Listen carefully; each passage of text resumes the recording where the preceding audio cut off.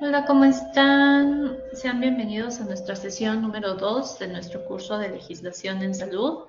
En este momento les voy a compartir la presentación de esta semana que viene, perdón, de esta semana, que es la número 4. Nada más que no me está permitiendo. Ah, ya, aquí está. Listo. En esta ocasión nos toca ver el tema, bueno, antes que nada, me gustaría comenzar agradeciendo su participación en los foros, en el entregable 1, perdón, y comentarles varias cosas, ¿no? Como ya les había dicho, bueno, pues cada vez la tecnología va avanzando, cada vez los trucos van avanzando más con ustedes. Y una de las problemáticas que tenemos como docentes es precisamente que empiezan a utilizar herramientas que si bien son muy buenas para poder revisar algunas cosas, para poder estudiar algunas cosas, no son bien empleadas por ustedes. Y en este sentido, quiero referirme a, por ejemplo, el tema de los foros, los entregables, las tareas en general. Las tareas tienen la finalidad de que nosotros como maestros podamos revisar, podamos evaluar, podamos tantear si ustedes están comprendiendo bien el tema, si les está gustando, si les está agradando, si no. Y por eso les pedimos opiniones. No es porque no tengamos nada que hacer y digamos, ay, pues ahora le voy a pedir una opinión, pues a ver qué me dice. No. Entonces, justo con las nuevas herramientas tecnológicas que hay del chat GPT y todas estas de inteligencia artificial y demás, las tareas que se habían venido solicitando, pues ustedes se las arreglan para, bueno, tampoco es que sea algo muy complicado, ¿no? Meter las preguntas que se están solicitando en el buscador y que ahí les genere una opinión. Lo cual, pues no está bien porque ahí yo no puedo evaluar cuál es su participación. Ay, maestra, pero usted cómo se va a dar cuenta si yo lo escribí o no. Pues me doy cuenta, una, por la forma de escribir, por la forma en que está escrito. Están en la universidad y todavía no tienen como esa facilidad de escribir bien, bien, bien. Entonces ahí me doy cuenta y también me doy cuenta muy fácil, denme un segundito.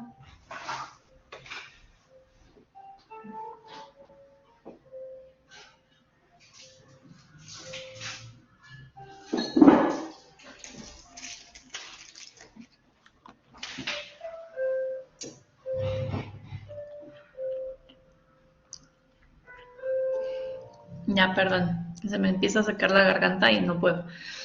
Entonces, también me doy cuenta muy fácil, pues porque 80 opiniones son iguales, ¿no? O muy similares y resulta que entonces todos piensan que el color amarillo es un color muy bonito que puede asemejarse al sol, pero también hay tonalidades que varían y pueden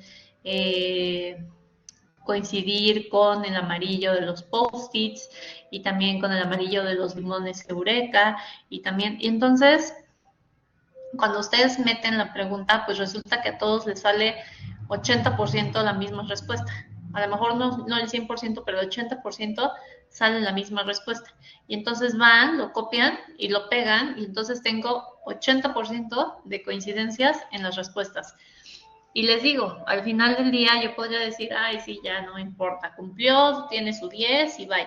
Pero no se trata de eso, se trata, como siempre les he dicho, de tener responsabilidad, de ser honestos, de cumplir nosotros mismos con lo que nos toca para que desde cada uno de nosotros podamos amalgamar, ser parte de una sociedad con valores, con respeto, con honestidad y pues no entrar en el juego de lo que hoy se vive todos los días, ¿no? Que es una gran cantidad de corrupción, de trampa, de violencia, de la cual nos quejamos, pero algo tan sencillo como entregar una tarea de forma honesta, con una opinión que realmente hayan ustedes pensado, escrito, elaborado, tiene mucho que ver.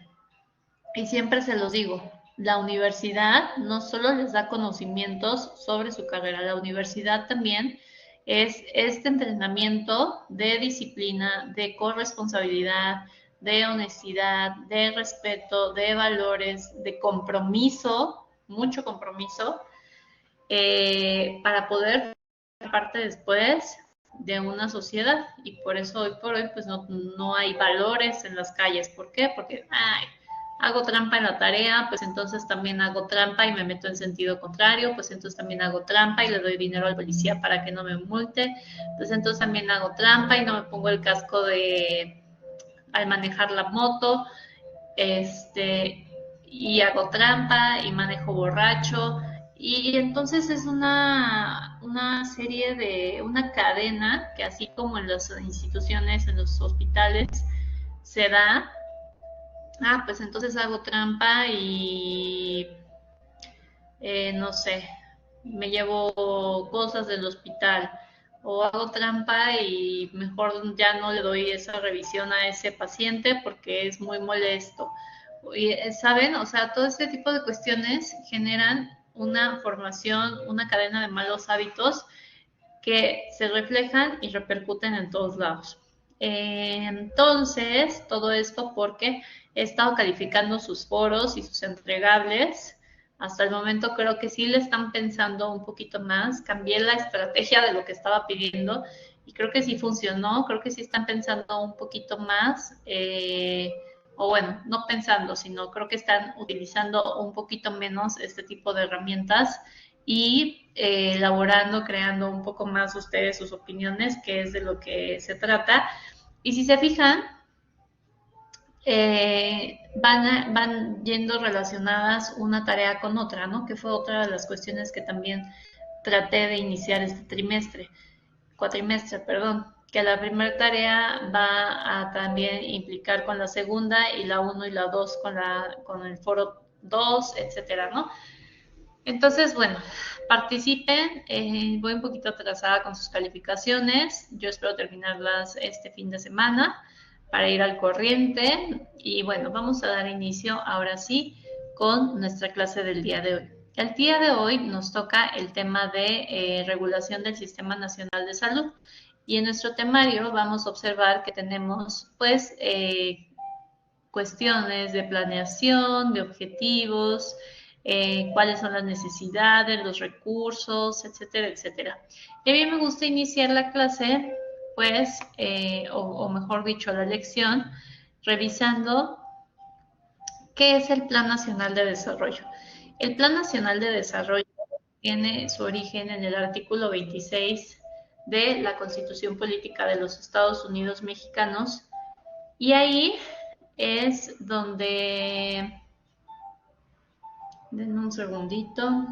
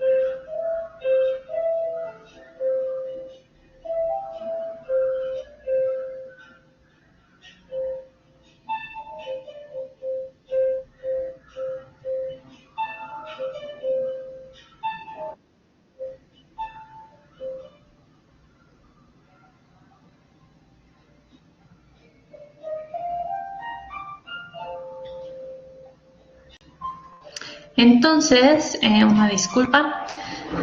Eh, el Plan Nacional de Desarrollo tiene su origen en el artículo 26 de la Constitución Política de los Estados Unidos Mexicanos ¿Y qué quiere decir con tiene su origen? Bueno, quiere decir que la Constitución va a mandatar pues ciertas cuestiones que debe de llevar el Plan Nacional de Desarrollo. ¿Para qué nos sirve el Plan Nacional de Desarrollo? Todos los países del mundo tienen un plan a seguir, así como las empresas tienen un plan a seguir con metas, objetivos, misión, visión, etcétera. Todos los países deben de tener sexenio con sexenio, en nuestro caso, en el caso de México, que es la periodicidad de los presidentes, un plan nacional de desarrollo. ¿Cómo se desarrolla este plan?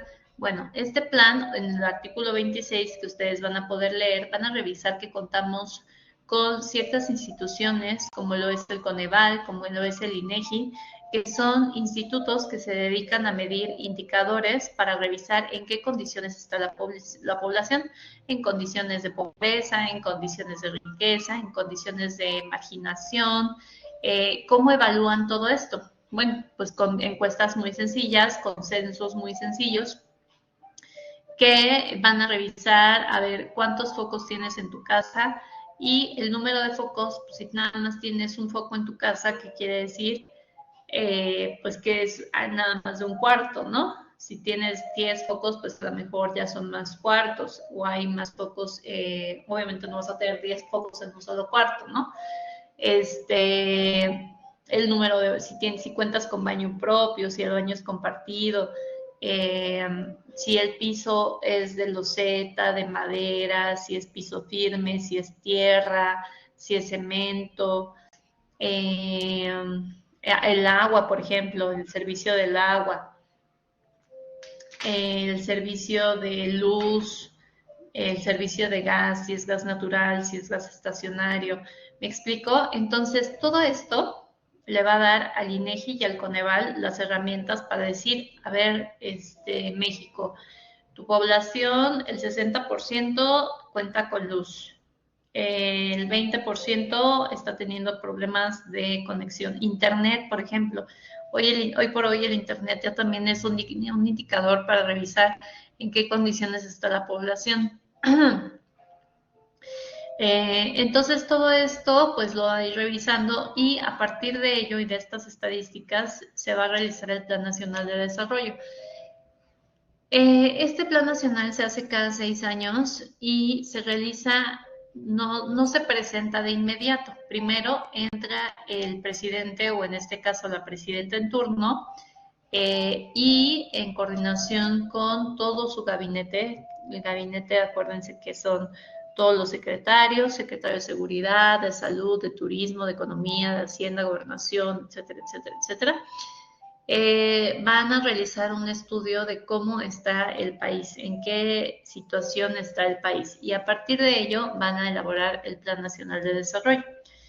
El Plan Nacional de Desarrollo ustedes van a poder observar durante la lección. Bueno, ahí les puse todo el artículo para que lo lean, para que revisen cómo es que se realiza. Les pongo nada más ahí los primeros artículos de la ley de planeación. Y aquí, porque son los sexenios inmediatos anteriores, no por otra cuestión partidista ni de ideología ni demás, les pongo el ejemplo del Plan Nacional de Desarrollo de Enrique Peña Nieto y el Plan Nacional de Desarrollo de Andrés Manuel López Obrador. El objetivo que estoy resaltando es el objetivo en el que desarrollan ellos el tema de la salud. Ellos, a partir del estudio de la situación en la que se encuentra en el país, van a desarrollar objetivos prioritarios, ¿no? A lo mejor un presidente o una presidenta puede decir, para mí la prioridad en el sexenio va a ser la seguridad pública, que todo mundo tenga seguridad pública. Y a lo mejor alguien más va a decir, no, para mí la prioridad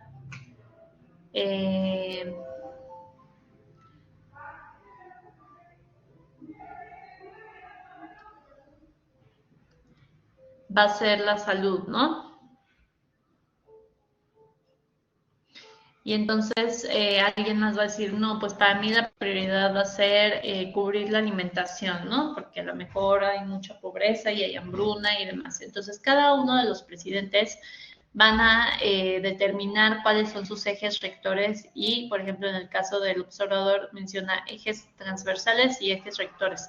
¿Cuáles son los ejes transversales? Pues los que van a impactar en diferentes sectores, ¿no? Y bueno, ahí les pongo los ejemplos de cómo cada uno de los presidentes desarrolló su plan para poder realizar lo mismo. Ya si lo cumplen o no lo cumplen, pues ya es otro tema. Ese tema de quién es, pues es, por ejemplo, de la Coneval. El Coneval se va a dedicar a medir, de acuerdo con los indicadores, el Plan Nacional de Desarrollo, si efectivamente el gobierno está cumpliendo con los objetivos planteados. Lamentablemente, pues el sexenio pasado y este sexenio se ha dado, se han realizado diferentes reformas para desaparecer organismos importantes, por ejemplo, como el INAI,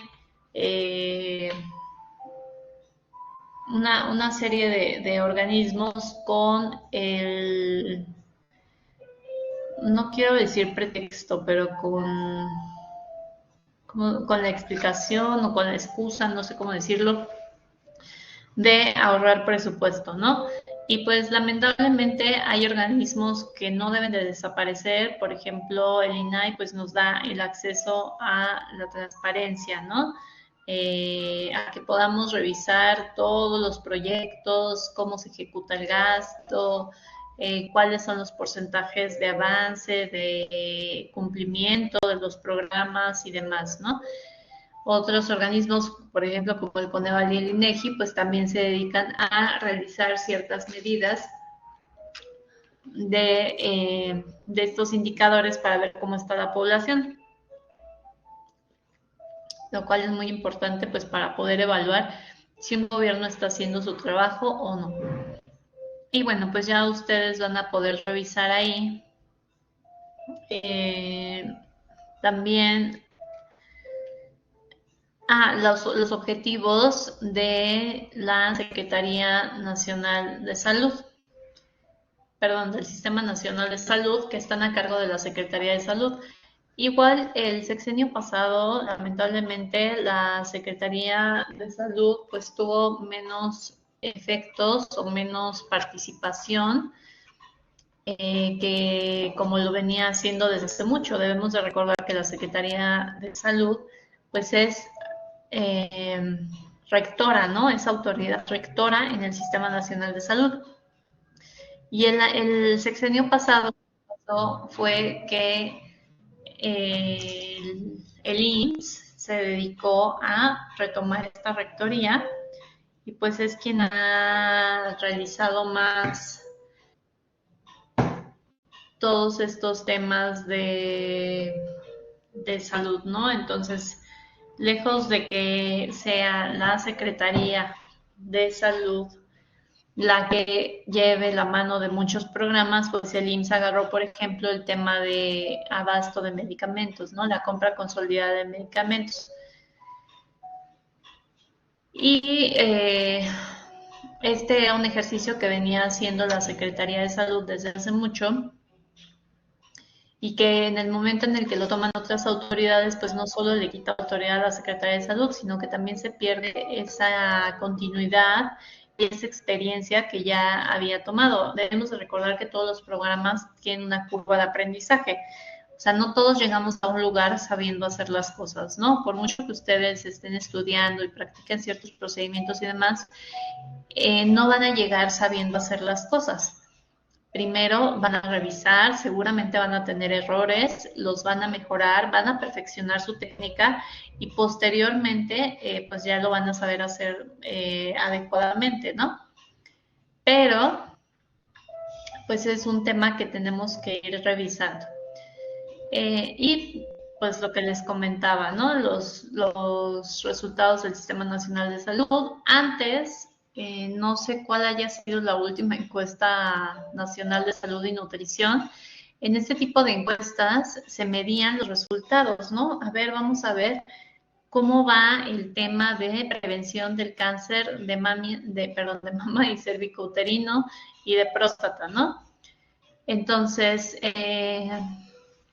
todo este tipo de encuestas también son para medir cómo se están ejecutando los programas, si realmente están funcionando, si hay que hacer adecuaciones, porque el Plan Nacional de Desarrollo es uno, pero después de este Plan Nacional de Desarrollo viene el Plan Nacional de Salud, que antes se llamaba Plan Sectorial de Salud y cada una de las secretarías tiene su plan sectorial de turismo, plan sectorial de hacienda, plan sectorial de economía, etcétera, etcétera, con la finalidad de alinear los objetivos a los objetivos prioritarios del presidente o presidenta de la República.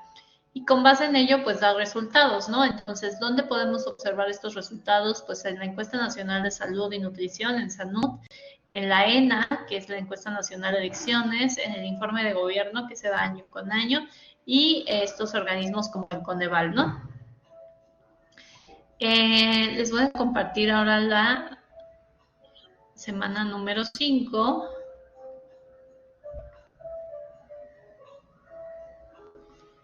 Ay, espérame tantito. Ahí está. En la semana número 5 vamos a ver cuáles son las instituciones involucradas en el Sistema Nacional de Salud. Y este organigrama ha tenido varios cambios, ¿no? Primero que nada van a observar ustedes, pues, cómo se compone el Sistema Nacional de Salud. Se compone, la Secretaría de Salud la pongo en medio porque, pues, les comentaba, ¿no? Es aquella autoridad rectora y es la que va a dirigir a los hospitales privados, al IMSS, ISSSTE, IMSS Bienestar, CEMAR, SEDENA y PEMEX, que también tienen ciertos hospitales, ¿no? Posteriormente vamos a revisar en la Ley General de Salud, pues, cuáles son las facultades que le corresponden tanto a la Secretaría de Salud Federal, por así decirlo, como a las secretarías de cada una de las entidades, de cada uno de los estados de la República. Maestra, un ejemplo, bueno, a ver, ¿qué le corresponde a la Secretaría de Salud? Le corresponde el tema de, por ejemplo, todo lo que entra en aduanas, ¿no? O sea, no pueden meter en una maleta a un chimpancé que viene de África porque no sabemos si trae ébola. Tiene que venir con un proceso, pues obviamente de revisión de veterinarios, de vacunas y demás, que avale y garantice que el chanquito no tiene algún tema de salud. Ajá. ¿Por qué? Pues porque puede ser una epidemia fatal, ¿no? Tanto en el avión, con todas las personas que vienen ahí conviviendo, como en el aeropuerto y posteriormente lo que se pueda esparcir. Eso le corresponde a la Secretaría de Salud, revisar que ese tipo de situaciones no sucedan. Por poner un ejemplo, porque le corresponden muchas cosas más. Maestra, y por ejemplo, ¿qué le correspondería a una entidad federativa, a un estado? Bueno, las secretarías de salud de los estados pueden revisar, por ejemplo, sus programas de prevención de embarazos en adolescentes. No es lo mismo el estado de Baja California que el estado de Chiapas, que el estado de Monterrey, que el estado de Querétaro. Todos, México es un país muy diverso y entonces hay mucha ideología, mucha diversidad, mucha diferencia entre culturas. A pesar de que todos somos mexicanos, hay mucha cultura, entonces sí varía mucho. ¿Qué otras cosas varían? Pues, por ejemplo, en Guerrero va a haber mayor prevención del mosquito chikungunya o de Zika, porque pues ahorita, por ejemplo, que hay muchas lluvias, se estanca el agua, y si se estanca el agua, pues ustedes van a ver que hacen campañas para que limpien lugares donde se puede estancar el agua, para que puedan fumigar y no se hagan todas estas larvas y los mosquitos que pueden ser fatales, ¿no? Pero, por ejemplo, pues eso no va a suceder en Chihuahua, ¿no? En Chihuahua a lo mejor las campañas van a estar enfocadas en días de calor a revisar los golpes de calor de las personas adultas mayores, de los niños que pueden sufrir este tipo de consecuencias, van a mover los horarios en las escuelas para que no vayan justo al rayo del sol, etcétera, etcétera, ¿no? Entonces, bueno, esa es una diferencia y ustedes van a poder revisar ahí cada una de las atribuciones que tiene tanto la Secretaría de Salud Federal como las estatales.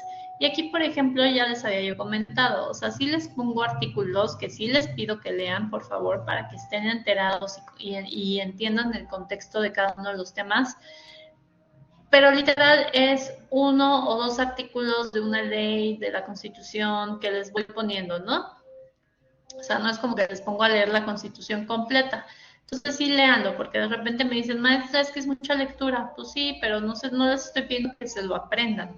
Ya quedamos que aquí pues no es necesario que se lo aprendan porque pues si necesitan en algún momento defenderse ante algún juzgado, van a necesitar de un abogado, ¿no? Así como yo, si me pasa algo en temas de salud, voy a necesitar de un profesional de la salud con su cédula profesional certificado, pues ustedes también, si necesitan apoyo en algún tema de negligencia o demás, van a necesitar un abogado.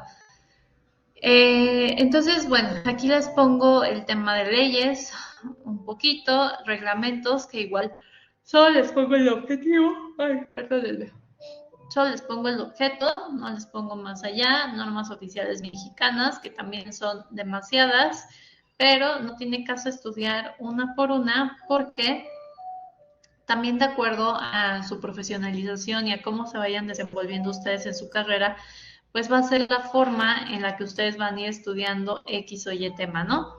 Las guías de práctica clínica, que estas tuvieron origen hace muchos años, con la finalidad de homologar procedimientos, en el sentido de querer universalizar la salud en nuestro país, pues lo que se intentaba era homologar procedimientos. Al final del día, pues no se homologaron y no se homologó, no se universalizó el Sistema Nacional de Salud, pero sí están las guías de práctica clínica que ayudan a este tipo de situaciones.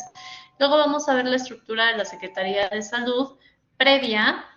Esta es la que estaba hasta agosto de 2020 y esta es la que se modifica después de agosto de 2020. ¿Cuál es el principal cambio? Si ustedes se fijan, ahí donde les pongo los puntitos rojos, tanto la COFEPRIS como la CONAMED dependían directamente de la Secretaría de Salud, es decir, tenían autonomía de cierta forma. Después del 2020, solo la CONAMED queda independiente y la COFEPRIS la bajan a cargo de la Subsecretaría de Prevención y Promoción de la Salud. ¿Qué impacto tiene? Pues va a tener un impacto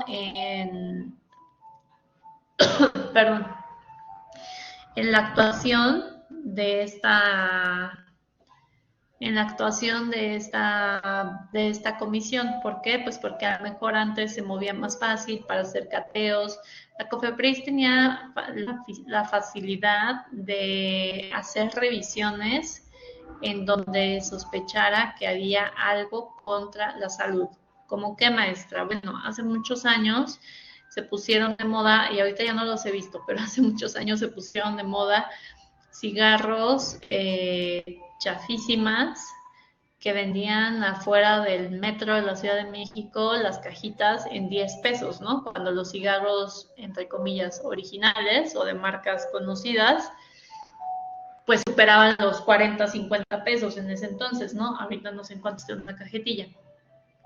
Entonces, ¿qué pasaba? Pues empezaron a entrar todas estas cajetillas de cigarros chinos con figuritas y demás, y pues obviamente la gente los compra. Ese es un riesgo para la salud.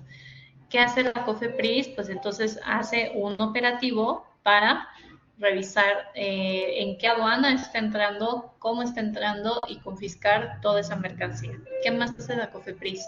Bueno, hay muchos lugares, mercados y demás donde se pueden vender medicamentos caducos.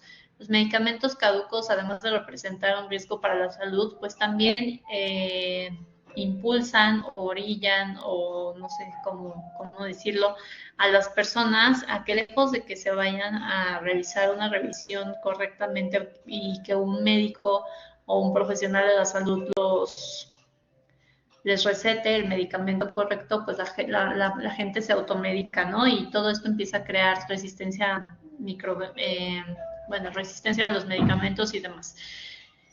Entonces, pues esa es la diferencia principal del cambio de la estructura y cómo puede impactar, pues que ahora les resuelva a la subsecretaría y no directamente al secretario de salud, ¿no? Antes la COFEPRIS era una comisión muy efectiva, ahora pues ya no he visto tanto, pero bueno, pues así cambió.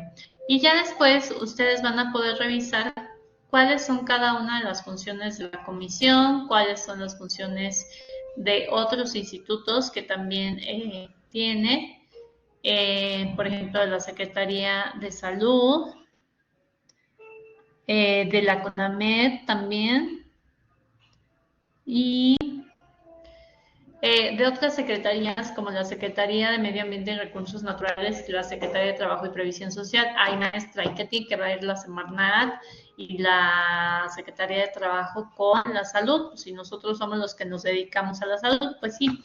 Pero va a haber temas, por ejemplo, como la primera nota que les compartí para el foro número 1, donde pues el cambio climático ya va a causar efectos o ya está causando efectos en la salud de las personas. No solo físicos, pero también emocionales, ¿no? ¿Por qué? Pues porque obviamente desde el clima, el sol, el calor tan fuerte que puede hacer, puede provocar un daño físico, pero también emocional. El tema de, perdónenme, eso por poner el ejemplo de la nota, ¿no? Con cambio climático, pero ¿qué otras cuestiones puede realizar la Semarnat? Todas estas maquiladoras en la frontera, hubo una vez un caso donde, bueno, y no nada más una vez, yo creo que tiro por viaje sucede, donde en maquiladoras y empresas y demás fábricas pues no tienen el desecho adecuado de sus residuos y resulta que utilizan pinturas, que utilizan químicos, que utilizan una serie de cosas que se va al agua, suelo y subsuelo y que puede contaminar mantos acuíferos. Y entonces a la hora de contaminar, pues a lo mejor no lo estamos viendo a 1 metro de distancia, pero ya en el avance del agua y de este desecho de residuos, pues a lo mejor desemboca en algún río que estaba limpio y donde la gente acostumbraba de un ejido, por así decirlo, lavar su ropa, lavar sus trastes, lavarse la cara, lavarse los dientes, lavarse... ¿Me explico? O sea, es muy común que la gente use agua de río para realizar este tipo de actividades. Y es muy peligroso. Entonces la Semarnat, en el momento en el que se detecta un riesgo contra la salud, pues va con la fábrica y obviamente puede hacer multas y demás, ¿no? ¿Qué tan efectivo es? Pues no es muy efectivo, ¿no? Porque al final del día las multas a veces son muy cortas comparadas con la capacidad de X o Y fábrica, ¿no? Entonces les vale un cuerno y siguen haciendo lo mismo. Pero bueno, en teoría la Semarnat es quien debería de ocuparse bien y efectivamente de eso. Maestra, la Secretaría de Trabajo, ¿qué? Bueno, pues también ya vimos en el tema de derechos humanos que está el derecho al descanso, ¿no? Al descanso después de una jornada laboral. Eso lo protege la Secretaría de Trabajo, en teoría. Debemos de tener jornadas que nos puedan dar un descanso. Ay, perdónenme.